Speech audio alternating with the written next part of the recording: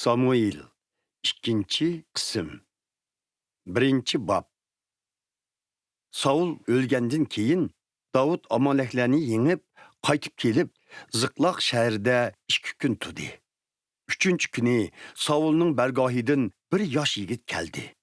U qayg'udan kiyimlarini yirtib, beshig'i to'p chechib, Davudning oldida egilib ta'zim qildi.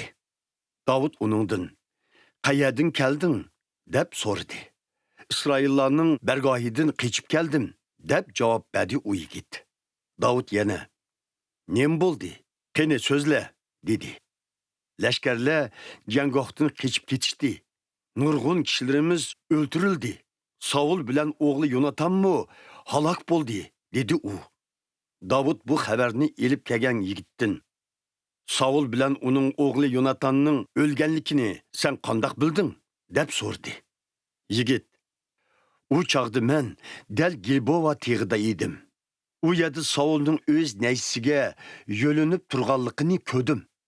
Dushmanning jang harbilari bilan otli qismi uningga yaqinlashib kelayotgan ekan.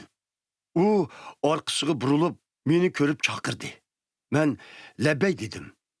U mendan: 'Sen kim bo'lasan?' deb so'radi. Men 'Amaleklardan bo'laman' deb javob berdim. U menga: 'O'tinib qalay. Bu yoqqa. Meni o'ltirib et. Jelim chiqmay bak qiynalib ketdim" dedi. Men uning qishig'i berib, uning eg'ir yaralanganligini bildim va uning tirik qolmaydiganligiga ko'zim yetib, uni o'ltirib etdim. Shundaqla uning beshidagi tojisini, bilikidagi bilazukini janobi oliylarga taqdim qilishga elib keldim dedi. Davud qayg'udan o'zining kiyimlarini yirtdi. Uning odamlari shunday qildi. Ular qilich ostida qazo qilgan Saul va uning o'g'li Yonatan shundaqla Parvardigorning xalqi Isroillar uchun motam tutib, yig'izor qilib, kun patqicha ro'za tutdi. Davud xabar yetkazgan yigitdan: "Sen qayerlik bo'lasan?" deb so'radi. "Men Amaleklardan bo'laman. Zeminingizdagi muhojirlarning farzandiman" deb javob berdi u. Davud uningga: "Parvardigor o'zi tanlagan podshoni o'ltirishga qo'ling qandoq bordi?" dedi. Ondan Davud odamlardan birini chaqirib: "Qani, uni o'ltir" deb buyurdi. U odam bir qilich urib Amalekni o'ltirib etdi. Davud: "Qon to'kkanliging o'z beshingga chiqdi. Chunki sen Parvardigor tanlagan podshoni o'ltirganligingni iqror qilib, o'z og'zing bilan o'zing ustidan arz qilding" dedi. Davud Saul bilan uning o'g'li Yonatan uchun "Yo marsiyasi" deb atalgan munu marsiyani o'qidi. U bu marsiya Yahuda qabristiklarga o'gitilsin deb buyruq tushirdi. Ushbu marsiya Yashar degan kitobda xotirlangan. "Ah İsrailiya, g'ururlik azimatlaring qatl qilindi tog'larda.